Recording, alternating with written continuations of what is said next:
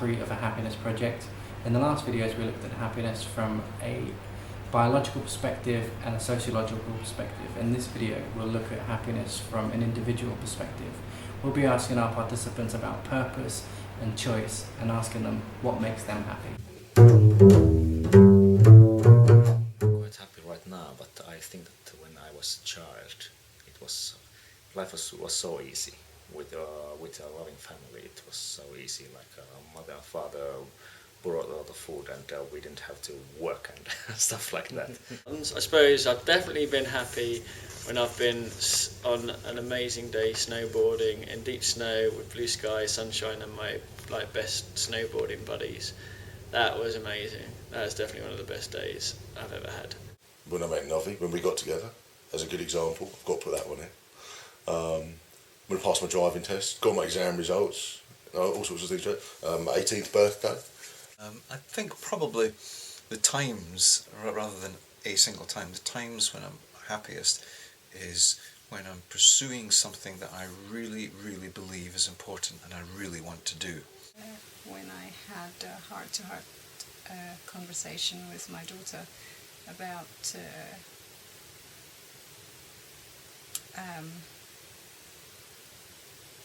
how I felt when I found out I was pregnant with her. Happiness is definitely a choice. Any person can choose to have it. Yeah, definitely. It has to be a choice. There's no other option. If I get up in the morning, I can choose to be in a reasonable mood, be happy and try and make the best of the day. I don't get up in the morning and say, well, I'm choosing to not be bothered today. I don't really want to get involved. But then you've got other situations where, for example, I've had anxiety and depression before. There's no choice about whether or not you're going to be happy that day. That's how it is. You're stuck with that for the day. You're the one that's going to decide if you allow yourself to be happy. If you always want to see the dark side, it's not that hard. Unless you have some organic condition where you are stripped of this emotion ability. If you control the things or deal with the things that you can control, then generally you will be happy. It's a state of mind where you're feeling positive about things. You think things are going well. It's good. Yeah, that's happiness. But you just feel it, and it's a bit of an attitude as well. The possibility of things happening, and I think that's, sometimes people are unhappy, it's because they don't feel there is any possibility of different things happening, and they feel perhaps trapped or stuck somewhere. You've moved into this, I would say is comfortable category of life, that you're not having to fight to get hold of water, food, and you feel you are contributing something to other people. No, I don't. But what I want, I really don't know. About 5 years ago, I think I had a really good psychiatrist, and he said, well, I really think this is what's going on with you. And he mentioned, you're not just bipolar, you're bipolar 2, which is a slightly different form, and which made a lot clear to me. And that little rubber ball has slowed down. I got good medication. And then to get back to your question, then I did feel like, yeah, I now I found that peace and balance in life. And to be honest, as far as I'm concerned, I don't really need a whole lot more than that. I have hopes, and there will be times when this will not be fulfilled. The main thing in life is to find that special someone, I would say. For me it is. I think people should have dreams always, but some dreams are that kind that you will never get them and you shouldn't get them. So I'm very happy. live in the Netherlands, my son lives in the United States. I'm just happy I can Skype with him. And that's my little bit of purpose, to make sure that he knows that I love him and that he can ask me everything he wants and that I'll always be there for him.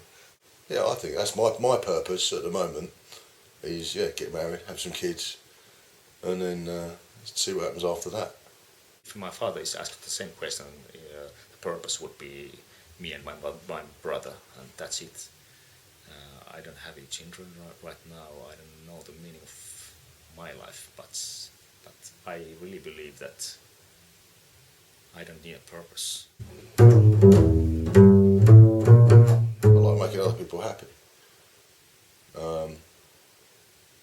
So I guess that's still just pleasing myself, really, isn't it? Yeah, because I'm on the healthcare profession, I think I mostly please other people and maybe too much. I think the best way if you can please everybody, but that is not possible. Some ways you have to step on other people's toes. Probably myself, mostly. There's no point in pleasing others. Well, you can't live in this world effectively unless you attend to the needs of others. But you won't want to live in this world unless you attend to your own needs. If you're doing things for people because you just want them to be happy in themselves, and it's a nice thing to do for them, then I think you'll find that makes you happy. If I just want some peace and quiet, what's going to cheer me up is me going out in the car, going for a drive and just sitting around somewhere, going to sit in a park somewhere for, I don't know, an hour or so, just get my head together. But if I'm feeling down, as you know, I've got nothing to do and I'm bored, then obviously I'll be better off going to see some friends, wouldn't I? The main thing is that you have to eat. Usually you are hungry and you have to sleep, you are tired and stuff like that. I once had a psychiatrist, great guy. He didn't talk a whole lot. He actually taught me a couple of physical things you can do when you feel down or you feel panic or anything. For instance, you lay in bed and you're just goes on and on in your head. And I think this would work for pretty much anybody in general. He says, if it's longer than 15 minutes, give up. Just get up, put on your shoes and your clothing and go walk for 15 minutes.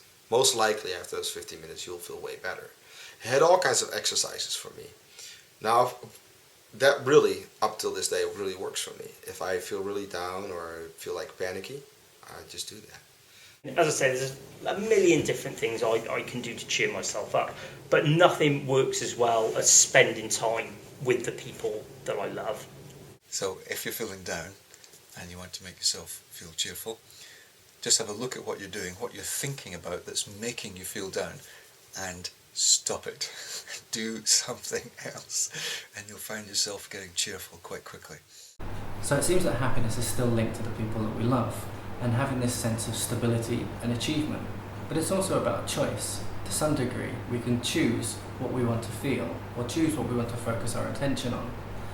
To have everyday happiness, it's good to think about these habits of happiness, like what we discussed in the last video, such as eating healthily, getting enough sleep, etc. But it's also about thinking positively. If you're somebody that thinks very negative, then you're going to have a negative set of mind to things, and being happy is going to be much, much harder. In the next video, we'll conclude this series on happiness, and we'll also be asking questions such as, is there more to life than happiness? Till the next video, keep smiling.